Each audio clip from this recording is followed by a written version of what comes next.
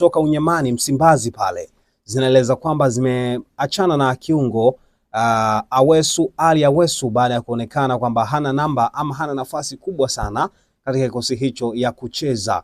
Kiungo huyo ambaye ni mzaliwa wa pale Zanzibar, alizaliwa tarehe ya 10 ya mwezi wa 4 1997, kwa sasa akiwa na miaka 28 tu, ameelekea zake Polisi Kenya kule kwa ajili ya kuendelea kukichapa na kuendeleza nguvu pamoja na kuhakikisha kwamba anakuwa bora zaidi na pengine akazivutia timu zingine kubwa tofauti na Polisi Kenya, ambao kwa sasa ameenda kwa ajili ya kufufua kila ambacho kwake ameona kama kimepotea hivi pale Msimbazi, hasa ufinyu na ugumu wa kupata namba kutokana na uwepo wa wachezaji ambao wanapewa nafasi zaidi, hasa ambao wanaonekana kwamba wana kiwango kikubwa zaidi ya Awesu Ali Awesu. Awesu hakutokea tu klabu ya Simba, lakini alianza kwanza kuchezea klabu ya KMC Kinondoni Manispor Council, anaozungumzia wana Kino Boys ambao walimtambulisha vizuri kabisa na baadaye kujiunga na Simba tarehe ya 16 ya mwezi wa 7 2024.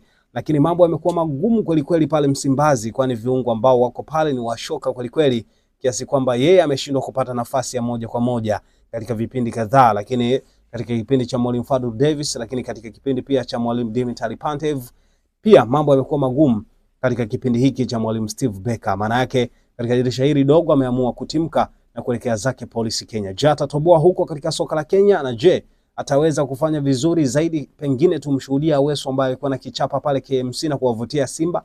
Ni swala la kusubiri kuona kila ambacho atakifanya kiona kikosi hicho kipya cha Polisi ambacho kipo pale nchini Kenya. Je, atafanikiwa? Ni swala la muda tu ambalo Awesu anaweza akatujibia kwa ufasaha.